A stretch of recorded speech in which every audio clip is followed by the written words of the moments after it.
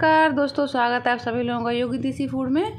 तो मैं आप सभी लोगों के लिए बहुत ही फ़ायदेमंद वीडियो लेके आई हूँ। आज हम लड्डू बनाएंगे, गेहूं के आटे के लड्डू बनाएंगे। गर्मियों का मौसम है, सर दर्द हर किसी को हो जाता है, तो ये बहुत ही फ़ायदेमंद लड्डू हैं। एक बार पूरी वीडियो देखना, उसके बाद ज़रूर बना के खाना, बहुत ही फ़ायदेमंद है। चलिए बनाना शुरू करते हैं। तो यहाँ पे मैंने 1 केजी गेहूँ लिए हैं। जो घर में हम रोटियों के लिए यूज़ करते हैं आटा, वही वाले ये गेहूँ हैं। तो इन गेहूँ को बाल्टी में डाल के अच्छे से धुल लेते हैं, यानी कोई बड़ा बर्तन ले लो, उसमें अच्छे से पानी आ जाए और अच्छे से धुल लेते हैं। हमको गेहूँ को कम से कम 3 से 4 बार धुलना है, जब तक कि उनका पानी साफ़ नहीं हो जाए। अभी देखो गंदा है, तो मैंने अभी दूसरी बार ही धुला है, तो कम से कम मैं 2 बार और धुलूँगी। अच्छे से धुल के ही हमें यूज़ करना है। अभी हमें इनको बॉयल करना है। गेहूं के लड्डू हम अलग तरह से बनाएंगे, सर दर्द के लिए बहुत फ़ायदेमंद होते हैं। तो इनको एक पतीले में डाल के पानी रख देते हैं। कम से कम पानी 2 लीटर है, मतलब गेहूं के ऊपर तक पानी होना चाहिए। मैं गांव में हूँ, इसलिए चूल्हे बना रही हूँ। आप गैस पर बना रहे हो तो आप कम से कम 3 सीटी लगाएं, तभी हमारे गेहूँ अच्छे से उबल पाएंगे। ये देखिए गेहूँ फूल गए हैं। हाथ से इस तरह से दबा के देख लीजिएगा। फूलने के बाद में इनको छलनी में डाल के सारा पानी निकाल देते हैं। थोड़ा गर्म ही होगा, तो इसलिए थोड़ा संभल के करो, पानी सारा नीचे निकल जाएगा। उसके बाद में हमें इनको धूप में सुखाना है। तो चादर बिछा दी है खाट के ऊपर, तो इनको सुखा लेते हैं। सारे गेहूँ को अच्छे से फैला देते हैं। कड़ी धूप होती है गर्मियों में, तो एक ही दिन में गेहूँ अच्छे से सूख जाते हैं। तो इनको अच्छे से सुखा लेते हैं फैला फैला के।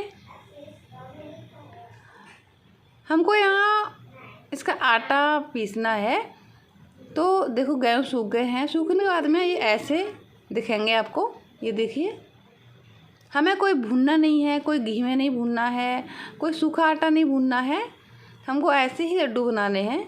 तो अभी हमें करना क्या है, इनको एक परात में या थाली में भर लेते हैं। सारे गेहूं को अच्छे से भर लेते हैं।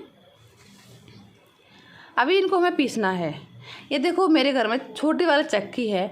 हर किसी घर में चक्की अवेलेबल नहीं होती है, तो टेंशन लेने की बात नहीं है। ये गेहूं जो बॉयल करके हमने सुखाए हैं, तो बहुत ही सॉफ्ट हो गए हैं, तो मिक्सी में आसानी से पिस जाएंगे। मेरे घर में चक्की है, इसीलिए मैं चक्की से पीस लेती हूँ, नहीं तो मिक्सी में बड़े आसानी से आटा पिस जाएगा।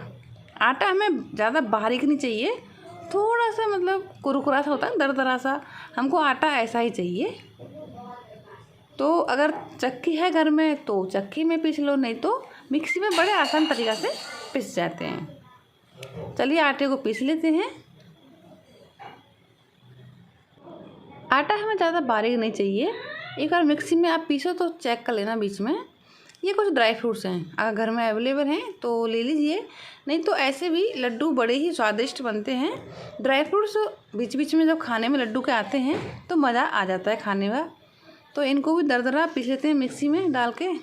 तो जो आटा हमने पीसा है उसको छलनी से छान लेंगे, क्योंकि कहीं कहीं कोई कोई गेहूँ रह जाता है या कोई मोटा कुछ रह जाता है, इसीलिए छान के ही यूज़ करें।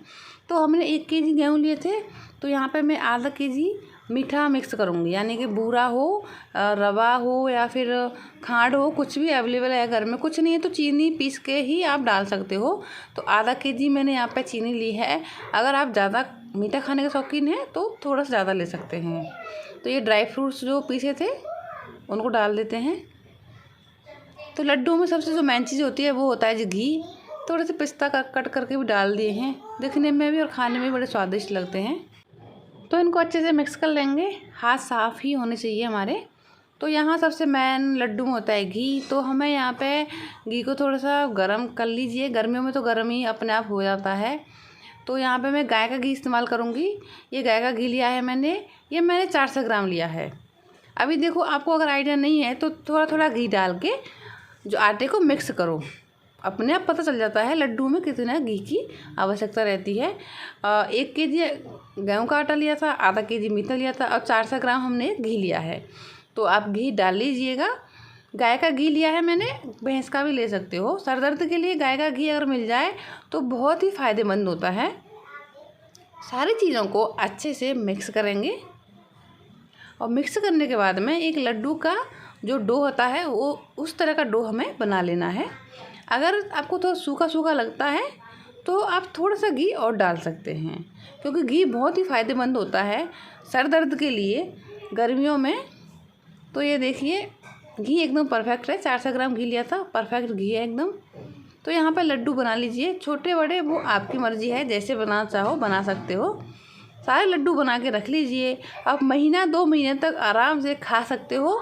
ये लड्डू ख़राब नहीं होते हैं, जितने दिन चलेंगे जितने ही स्वादिष्ट लगते हैं लड्डू।